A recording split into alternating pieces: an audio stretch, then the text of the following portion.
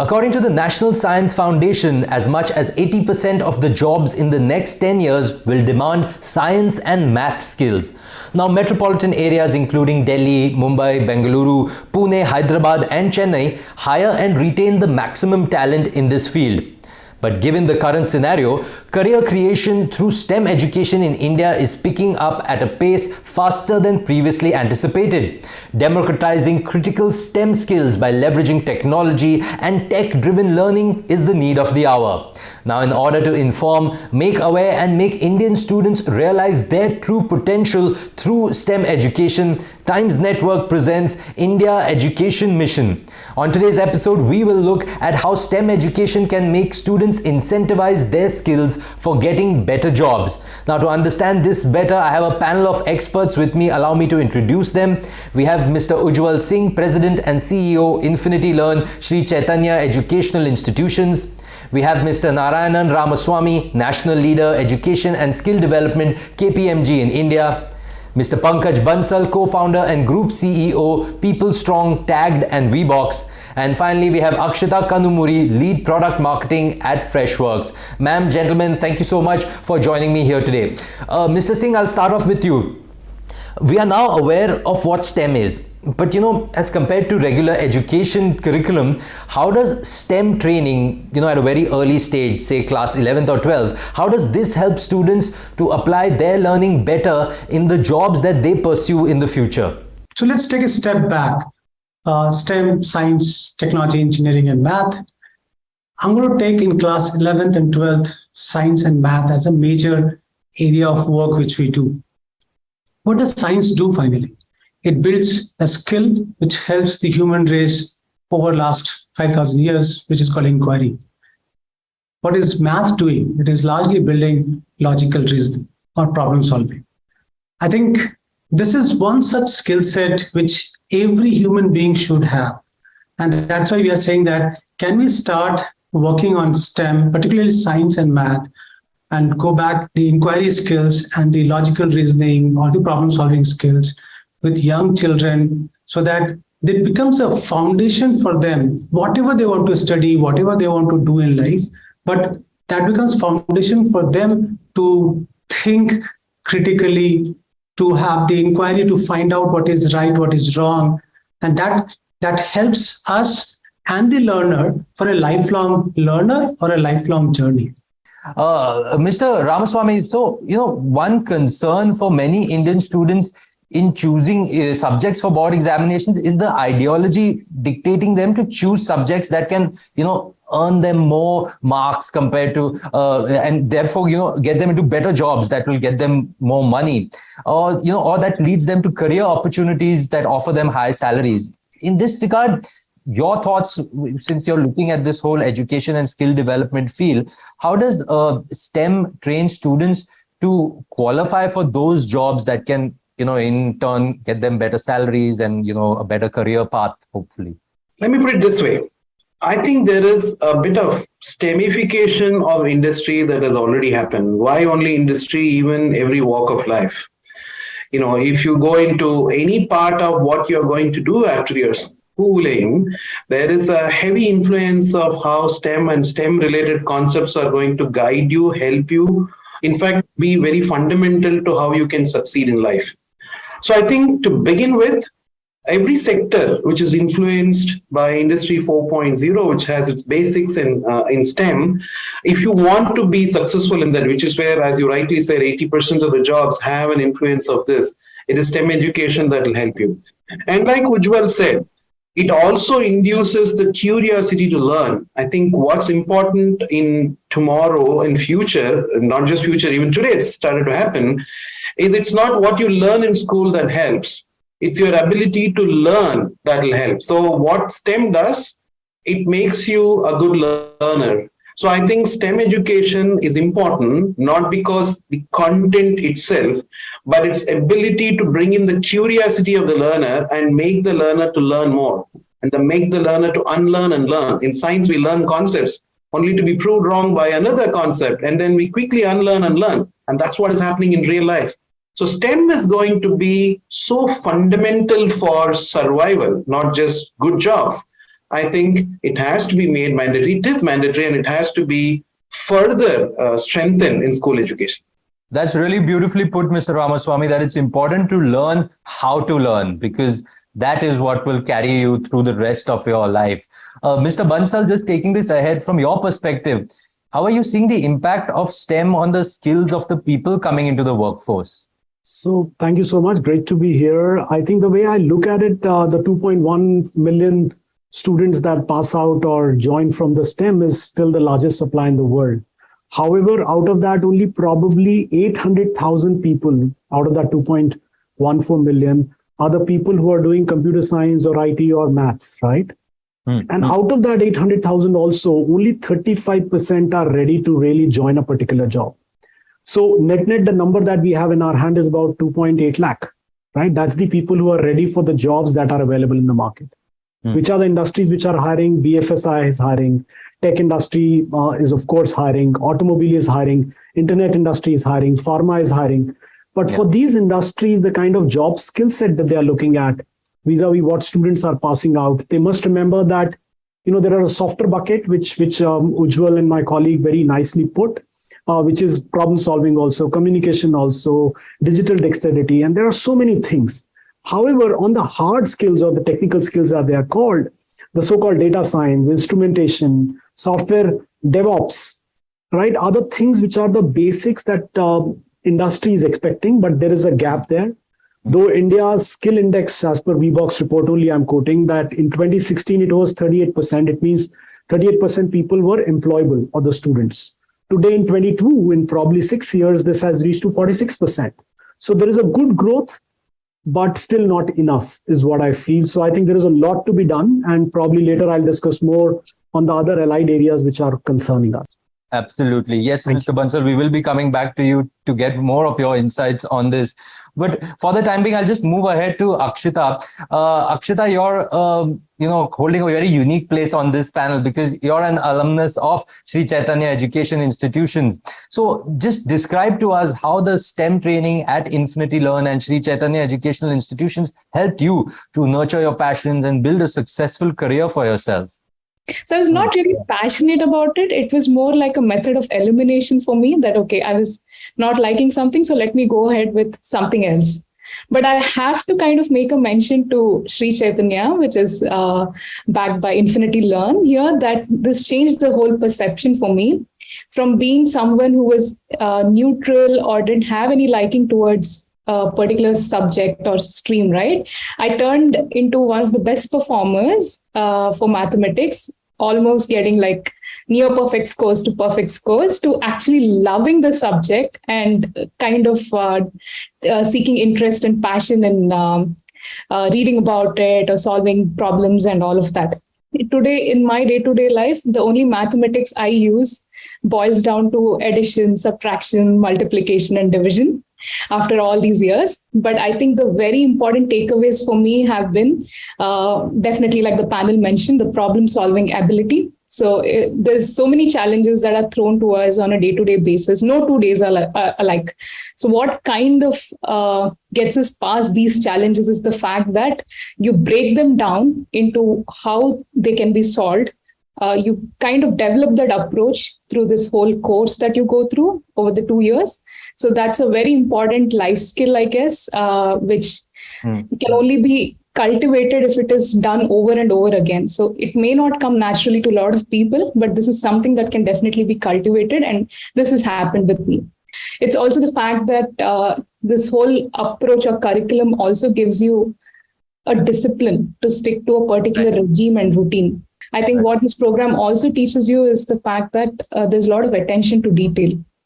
So any particular area that you have, they make sure that, you kind of solve all levels of difficulty and all of that. You're always prepared. So this particular approach also helps you in life as you take on more challenges.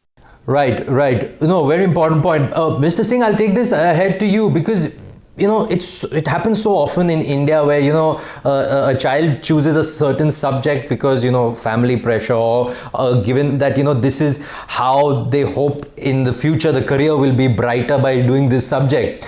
But given this, how does STEM education train students in a manner that they are better aware, alert and confident about their strengths and weaknesses in a given subject, in a manner which can make them future ready for choosing a suitable career in India specifically, or abroad as well? At the end of the day, the child or the learner is getting some foundational skills. He is building his career on top of it.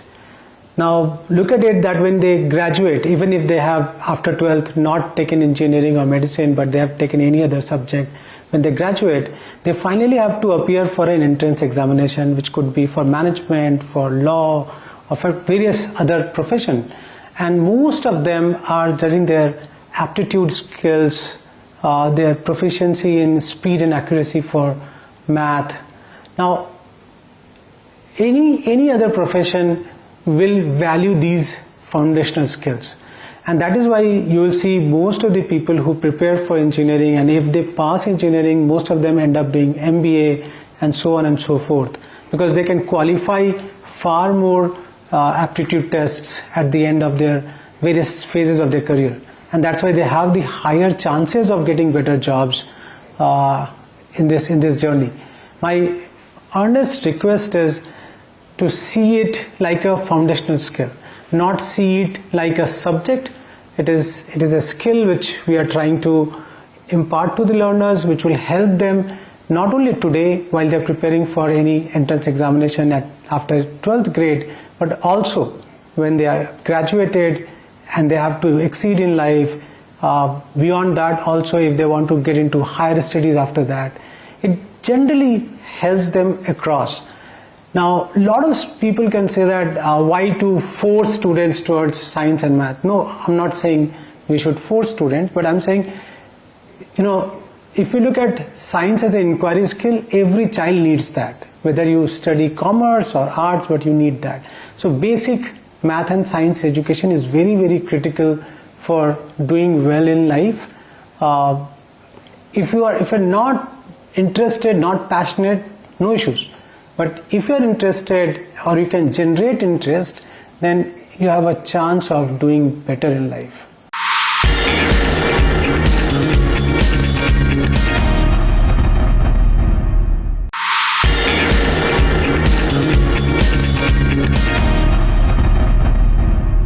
Mr. Ramaswamy, what scope do you see for STEM implementation in the overall EdTech industry of India? Because that is another industry that is booming and a lot of scope for growth. So what's the scope there? And how do you think that STEM education maybe increases career prospects in the EdTech space? What are your thoughts on that, sir?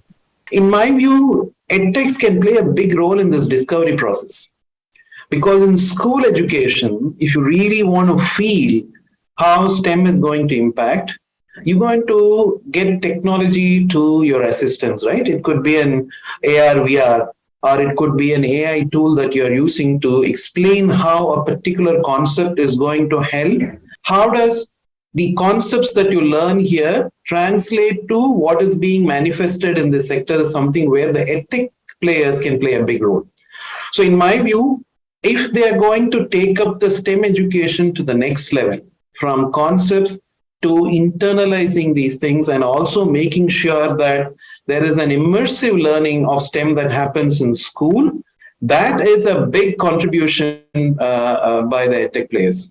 And I think they have started to do this. And in my view, what is required is innovation in the way EdTech players come and teach inside the schools and outside the schools.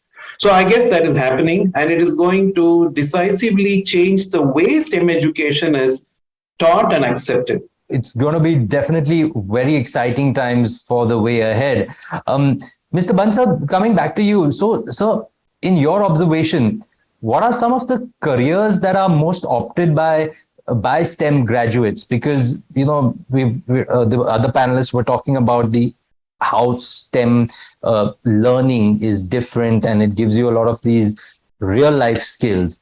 Are you seeing the students going in for different kind of careers or any specific kind of careers that you see they're more suited towards? So I think if you look at this whole industry, the function of STEM is not common across, right? So What I mean to say, when you look at a career, if you're an IT industry guy, right? So you're moving into IT industry, then you will focus more on low code, ML, AI. But if you're joining an auto company, then you will use more robotics and fuel cells. If you're a pharma company that you're getting into as a STEM graduate, then you will probably focus more on clinical research, data sciences. But if you are in BFSI, you will focus on blockchain and cybersecurity. If you are in internet, you will look at web and mobile development. The point I'm trying to drive is all these qualified to be STEM, but the application in each industry differs. So also in early stage, as Ujjwal mentioned, the other side, and Mr. Narayanan, the softer side, is there a possibility for students who are passing out start thinking which are the industries they would like to make careers in? There is no dearth. I feel India is in the best situation. The only challenge we have is on the participation of women when it comes to STEM. But if you discuss that topic a bit later, if you look at the examples I gave of different industry, so students will have to pick early on that where they wish to specialize. So STEM is not a generic thing. Specialize is the future. So there is a concept, you can become a narrow specialist or a deep generalist. So you figure out what you want to be. But in early stages, you've got to pick one industry and go deep in that. Okay, fantastic. So that's a very important point for our viewers to note on how this should be tackled for better growth for the way ahead.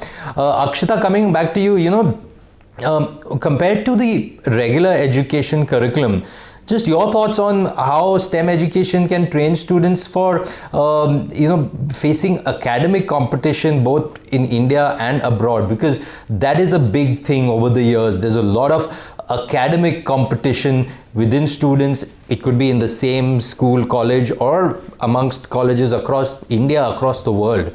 Your thoughts on that? How are you seeing that?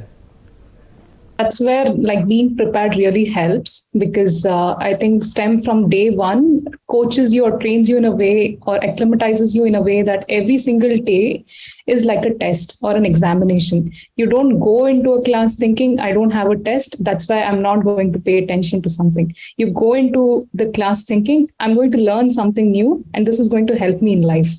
I think this is the approach which is going to be there in the rest of your life as well. So, because there is competition at every point in life, it may or may not be in the form of examination. There are promotions once you start working.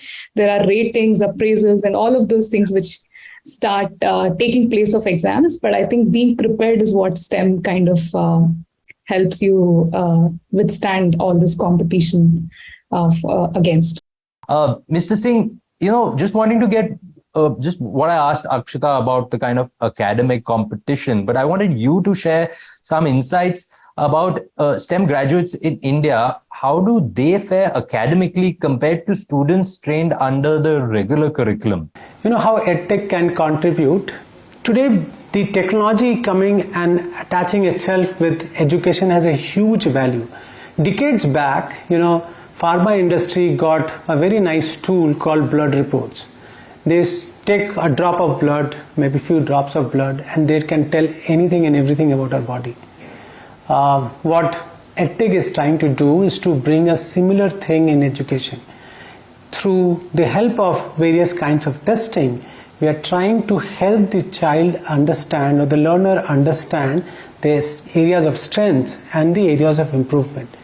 And once we know that, okay, these are my areas of improvement, it is far easy to go on a learning path which can actually help, the learner to fast track the whole learning.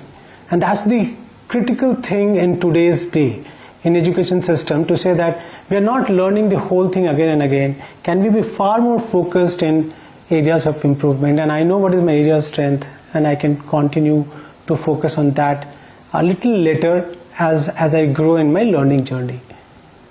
Coming back, the question which you asked, the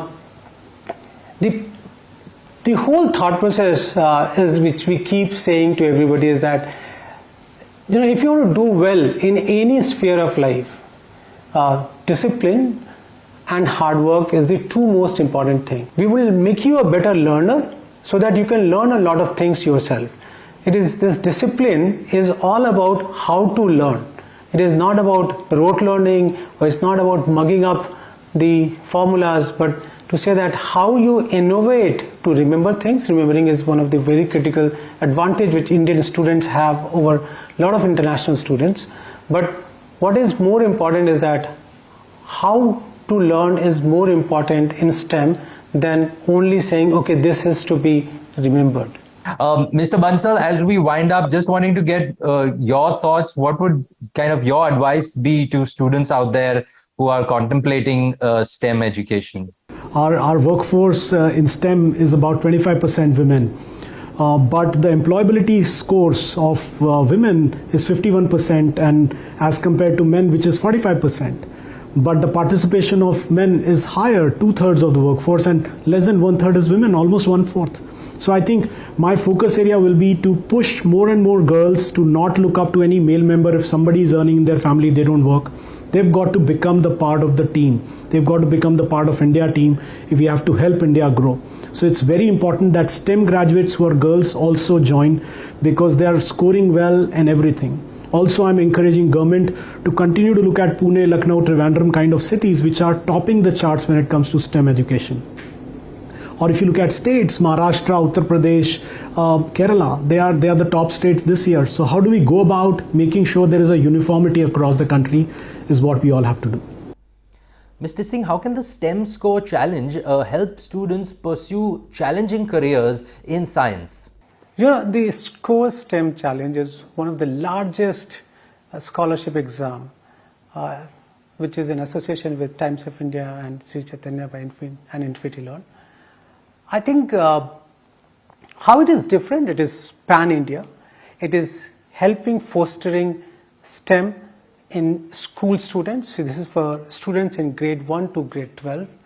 And lots of schools have started participating in this because they think that this is one of opportunity for the year 2022-2023 for their students to showcase their aptitude in academics, but beyond academics as well. As the STEM challenge, when it moves to round 2, round 3, round 4, is not only about one test or assessment, but it is also a showcasing their communication, showcasing their ability to build activities, record themselves, and taking the challenge further. And countrywide, this is a lot of schools are participating. I think there's an opportunity for all the schools who have not yet registered for this test to come and participate. Fantastic. Thank you very much, Mr. Singh. Thank you, Mr. Bansal. Thank you, Mr. Ramaswamy. And thank you, Akshita, for being a part of this lovely discussion. Ladies and gentlemen, that was indeed a very enlightening take on how STEM education is training students in India towards better career opportunities that are not only innovative, but will immensely increase the students' potential for a better success rate in their career of the future. That's all the time that we have on this special episode of Sri Chaitanya Educational Institutions and Infinity Learn presents Times Network's Living Room Conclave India Education Mission. Thank you so much for watching.